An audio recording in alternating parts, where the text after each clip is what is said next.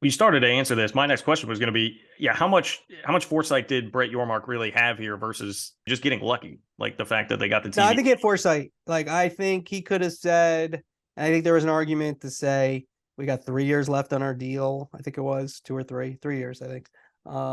Let the Pac-12 go, see where the market goes, and then go from there. But if that had happened and he'd waited, most likely ESPN would have, you know, let's just say the Pac-12 would realize that we had need to take what ended up being the Big 12 deal.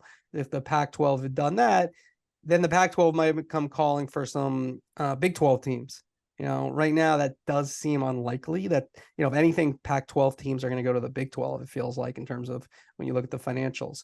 So no, I was definitely, you got to give Brett Yormark a lot of credit. I mean, he was smart. He was aggressive.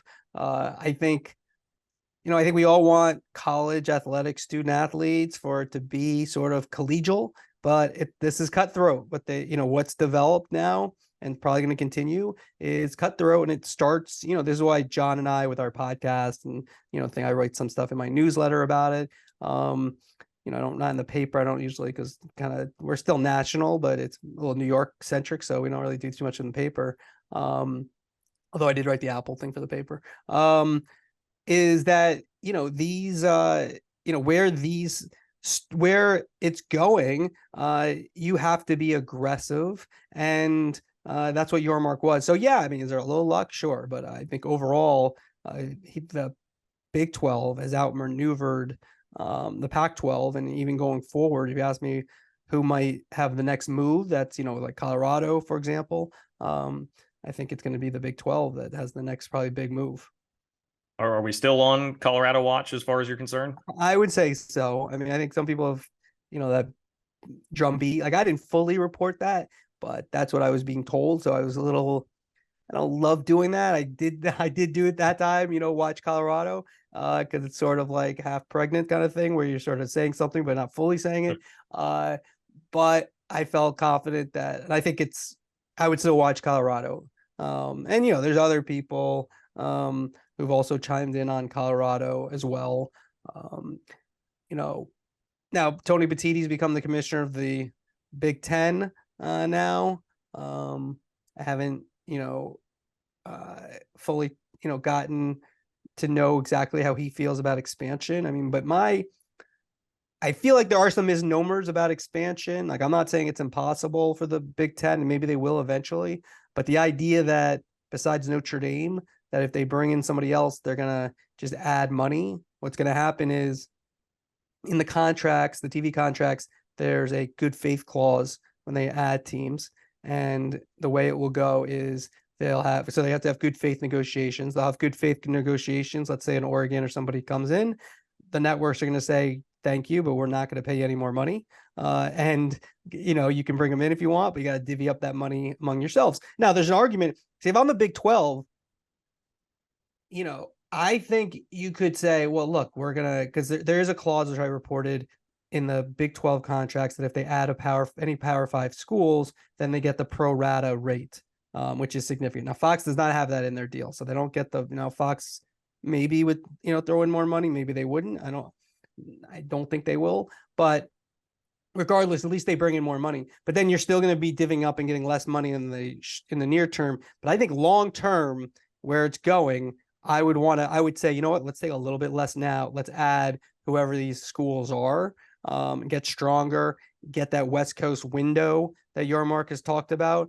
And then, again, I don't think anybody wants to be the ones to end the Pac-12, but the way it's going, I think that's where you get stronger for your next contract, because now all of a sudden you have different markets. And it's just like killer be killed world. It's unfortunate, but it's not one of those things you just sit back and be like, nope, we're going to be above it all. In theory you could, but I just think it doesn't work like that.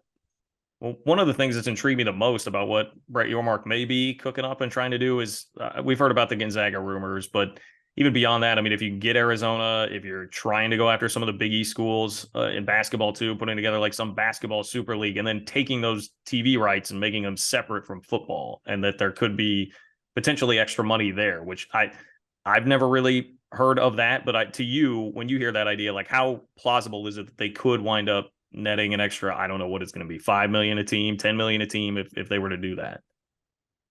Yeah, I don't know that fully. Like, I know like there's interest in UConn, and Gonzaga that's been reported. Both have been. But I don't. There's money probably, but not that much. Like you're talking $5 million a team.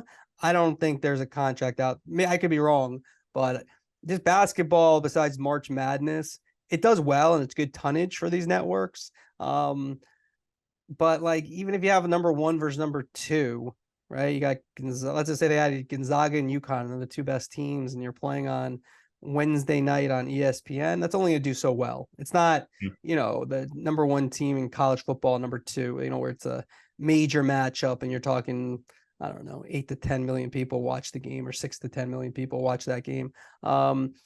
It's not going to do those type of numbers because it's about March Madness.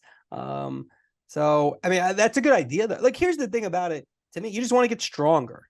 It can't, it's like it's a combination. Yeah, you want the most money in the near term, but you just want to keep getting stronger because this stuff isn't done. There's just a lot of questions in college sports because of NIL and what's the next phase of college sports. So I just think you want to be stronger, and you're stronger in probably numbers. Now, you don't want to be too large, and you have to be selective. Like, I mean, people, I don't think they really understand fully the marketplace. Like a San Diego State could go to the Pac-12 or the Big 12, but like, yes, they're good. They're good, especially basketball. But that market, the West Coast, there's not many people. It's, those are late night windows. They're just not as valuable to the network. So it's not like, you lose UCLA or you lose USC, or, and you just add the San Diego. It's not the same thing, right? USC is a different animal, especially right now with Lincoln Riley and Caleb Williams, and, the idea of like contending for national championships than a San Diego State is. That's just a different proposition. And just historically, it's just, there's something about the uniforms, about the tradition, about the fan bases that makes them much more valuable. So it's not just like you lose one school and you add another. There just aren't that many schools, again, obviously what's going on with the ACC, or if teams that are unexpected were to change, conferences from the Pac-12 or the Big 12. But, there's one big fish, a whale out there, and that's Notre Dame, if they ever decided to do anything. But they'll probably just do their own deal, at least right now. I mean, a lot of people project eventually them joining a conference. But as of right now, I think they'll just do their own thing, and they're going to get a lot of money just for themselves.